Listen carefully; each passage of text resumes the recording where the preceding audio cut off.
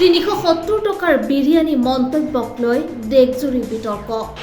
comedy শ্ব'ত দৰ্শকৰ মন্তব্যই জ্বলাই তুলিলে ছ'চিয়েল মিডিয়া বিতৰ্কৰ কেন্দ্ৰবিন্দুত প্ৰণীত মৰেৰ কমেডি শ্ব'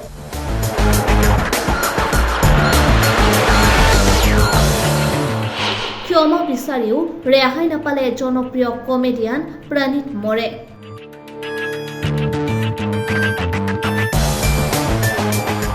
হায়দৰাবাদৰ এটা কমেডি শ্ব'ক কেন্দ্ৰ কৰি সৃষ্টি হৈছে তীব্ৰ বিতৰ্ক কমেডিয়ান প্ৰণীত মৰেৰ অনুষ্ঠানত এজন যুৱকে ডেটত যোৱাৰ অভিজ্ঞতা বৰ্ণনা কৰি কয় যে তেওঁ এগৰাকী যুৱতীৰ বাবে 370 টকাৰ চিকেন বিৰিয়ানী কিনিছিল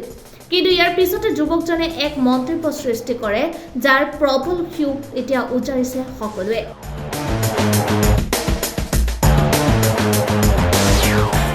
তেওঁৰ বক্তব্য আছিল যিহেতু তেওঁ 370 টকাৰ খৰচ কৰিছিলে সেয়েহে তাৰ বিনিময়ত কিবা প্ৰতিদান পোৱাৰ অধিকাৰ তেওঁৰ আছে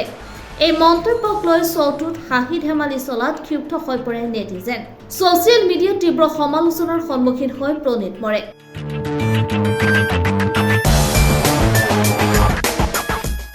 বিতৰ্ক বৃদ্ধি পোৱাৰ পিছত ভিডিঅ' যোগে ক্ষমা বিচাৰে কমেডিয়ানগৰাকীয়ে তেওঁ কয় এই ঘটনাৰ বাবে তেওঁ নিজেই দায়ী আৰু ইয়াৰ পৰা বহু শিক্ষা লাভ কৰিছে এইফালে ঘটনাটোৰ গুৰুত্ব সহকাৰে লৈছে ৰাষ্ট্ৰীয় মহিলা আয়োগে প্ৰণীত মৰে আৰু হিমাংশু ডাংৰাৰ বিৰুদ্ধে সমন জাৰি কৰাৰ লগতে হাৰিয়ানা আৰক্ষীক ব্যৱস্থা গ্ৰহণৰ নিৰ্দেশ জনাইছে নেটিজনে तो ये बात मुझे एक्चुअली काफी टाइम से करनी थी बट मेरा इंस्टाग्राम सस्पेंड हो गया था आप सबने मेरा क्राउड वर्क का वीडियो देखा रहेगा जिसके लिए मुझे काफी हेट मिल रही है और मुझे ऐसा लगता है ये हेट मैं डिजर्व भी करता हूँ क्योंकि उस लड़के से जब मैं क्राउड वर्क कर रहा था उसने काफी डेरोगेटरी चीजें बोली बट सब लोग उस पर हंस रहे थे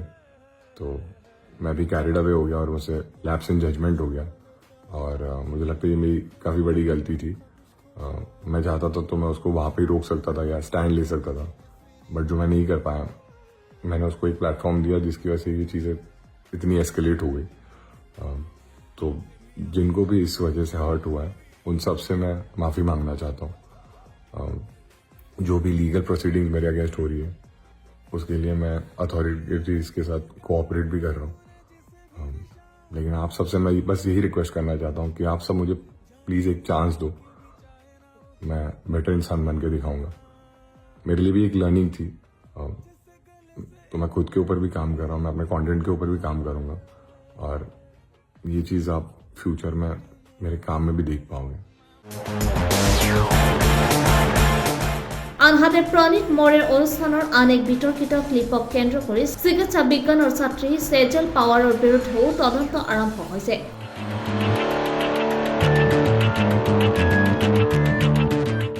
মৃতদেহক লৈ কৰা আপত্তিজনক মন্তব্যই পুনৰ নতুন বিতৰ্কৰ জন্ম দিছে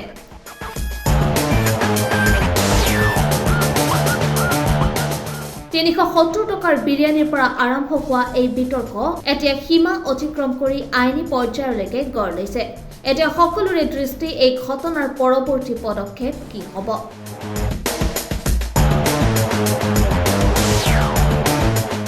নিউজ ডেস্ক ৰিপোৰ্ট ৰিপাব্লিকানি